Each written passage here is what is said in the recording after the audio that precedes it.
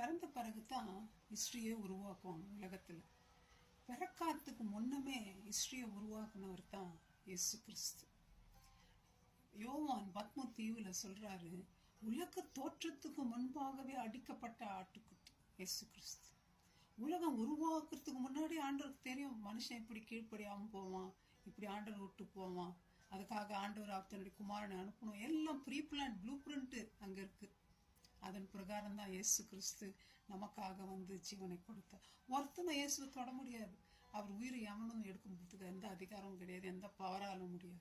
இயேசு சொல்றார், என்ன வந்து யாரும் கொலை பண்ண முடியாது, என்னுடைய உயிரை நானே உங்களுக்காக கொடுக்குறேன்ற. அவர் வந்து இது பட்சிக்கிற அக்கினி. யாராவது கிட்ட போக முடியுமா? ஃப்ரெண்ட்ஸ், நான் ஏன் அதை உங்களுக்கு சொல்றேன், மரணம் நம்மளை ஒரு நாள் சந்திக்கும். மரணத்துல எல்லாரும் கியூல இருக்கிற மாதிரி இருக்கிறோம். நம்ம அந்த கியூல முன்னாடியும் நம்ம போக முடியாது, பின்னாடியும் வந்துட முடியாது. அந்த கியூவை விட்டு நம்ம வந்துட முடியாது. நியமிக்கப்பட்ட நேரத்துல நம்ம கண்டிப்பா போகணும். சாவு என்னைக்கு வரும்னு நமக்கு தெரியாது மை ஃப்ரெண்ட்ஸ். நிறைய பேர் சாவை கண்டு பயப்படுறாங்க. ஆண்டவரை ஏத்துக்கணுங்க, சந்தோஷத்தோட போறாங்க. ஏன் பயப்படுறாங்க? ஏன் பயம்? எனக்கு மனுஷனுக்கு சாவுன்னா தனிமையா போகணும், என்ன நடக்க போகுதுன்னு தெரியாது, என்னுடைய லவ்ட் ஒன்ஸை விட்டுட்டு போயிடுவேன்னு பயம், திக்கில், வேதனை. சாகுற ஒவ்வொரு மனுஷனுடைய வாழ்க்கையும் அப்படித்தாங்க இருக்கு. ஆனா இயேசு கிறிஸ்துவை ஏற்றுக்கொண்டோம்னா சந்தோஷத்தோட போலாம். ஏன்னா அவரை நம்ம மீட் பண்ண போறோம். மரித்ததுக்கு பின்னால் அவரோடு இருக்க போறோம், நித்தியமா அவரோடு இருக்க போறோம் என்ற மகிழ்ச்சி கண்டிப்பா இருக்கும். எவ்ரி செகண்ட் ஒருத்தராவது இந்த உலகத்துல மறைச்சு கொண்டு இருக்காங்க ஃப்ரெண்ட்ஸ். உங்க சாவு என்னைக்குன்னு உங்களுக்கே தெரியாது.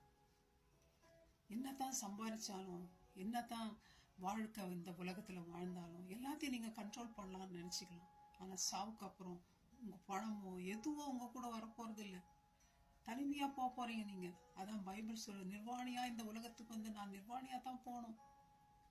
எனக்கு கூட பணமோ இல்ல கோல்டோ எதையும் நான் தூக்கின்னு போக முடியாது.